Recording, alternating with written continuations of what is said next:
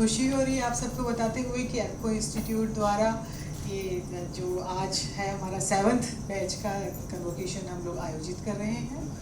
और ये पिछले हर बैच में हमें नया नया एक्सपीरियंस हो रहा है और लगातार हम जो देख रहे हैं बच्चे जो सीख के जा रहे हैं, उनके अनुभव, उनके ज्ञान जो समाज के बीच में स्प्रेड हो रहे हैं, उनके उदाहरण हमारे बीच में आते जाते हैं। संस्थान द्वारा तो निरंतर प्रयास कर रहे हैं, लेकिन जो हमारे यहाँ पे शिक्षक जो हमें ज्ञान स्टूडेंट्स को ज्ञान देने आते हैं, तो उनका भी जो मैसेज कम्युनिकेट होता है वो उसका भी असर हो रहा है। Just clap for yourself that you are here and we are sharing a great platform together.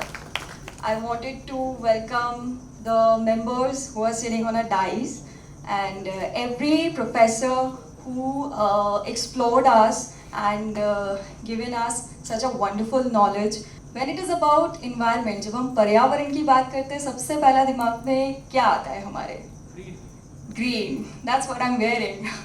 I am a journalist और मैंने ये इसीलिए ज्वाइन किया था कि इस डिप्लोमा को करना है, क्योंकि मीडिया में हम है, अगर हम कोई एनवायरनमेंट की स्टोरी करते हैं तो आपको पूरा उसका नॉलेज होना चाहिए कि किस एक्ट को हमें फॉलो करना चाहिए, किस प्रोसेस के थ्रू हमें काम करना चाहिए, कैसे इंडस्ट्रीज़ को एनवायरनमेंट क्लियरेंस मिलता है। मतलब बहुत सारी ऐसी चीज़ें हैं जो आप यहाँ अगर पढ़ेंगे तो आपको पता चलेगा कि कितने सारे कॉम्प्लिकेशंस होते हैं, कितने सारे लॉज होते हैं, कितने सारे रूल्स होते हैं, जिसको अगर हम फॉलो करते हैं तब जाके एक इंडस्ट्री खड़ी होती है, एक इंस्टीट्यूट चलता है। तो यहाँ मैंने बहुत सारी चीज़ें सीखी है और हमारे जितने भी प्रोफेसर्स ने हमको यहाँ पर सिखाया वो बहुत अच्छा नॉलेज हमें मिला, जो जीवन भर हमें याद रहेगा और जो आप यहाँ सीखेंगे वो आपके फ्यूचर में हमेशा काम आएगा। तो आप सभी लोगों का वेलकम है इस इंस्टीट्यूट में और बहुत अच्छे से पढ़ाई करें और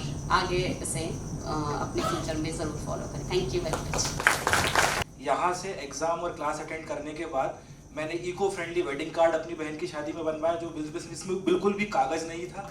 500 पेड़ उसकी शादी में हमने बांटे, 500 पेड़ हमने उसकी शादी में बांटे और उसके बाद मैंने और मेरे फादर ने मिलकर 1000 पेड़ विदिशा भोपाल के अंदर लगाए।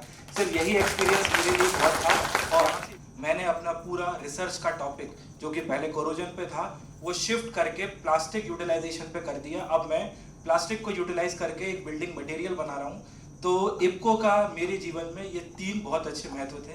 इप्को से जाने के बाद मेरा भी एक छोटा सा प्रयास था कि मैंने एक व्हाट्सएप ग्रुप बनाया वर्क फॉर कंट्री नाम से, और इसमें हम क्या करते हैं कि कुछ 8-10 जितने भी वॉलंटियर होते हैं, हम जाते हैं तो कहीं पे हम प्लांटेशन करते हैं या हम कहीं पार्क में जाते हैं तो वहाँ जो भी गंदगी रहती है उसकी सफाई करते हैं।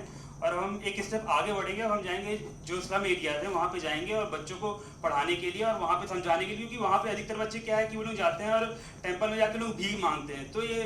तो इसके लिए हम चाह रहे हैं कि हम वहाँ जाएंगे स्लम एरियाज में और उनके पेरेंट्स को समझाएंगे और वहाँ जाके हम उनको पढ़ाएंगे। बेसिकली मैं इसी फील्ड से बिलोंग करता हूँ, इन्वायरमेंट हेल्थ सेफ्टी मैनेजर हूँ टाटा कंसल्टिंग इंजीनियर्स के लिए।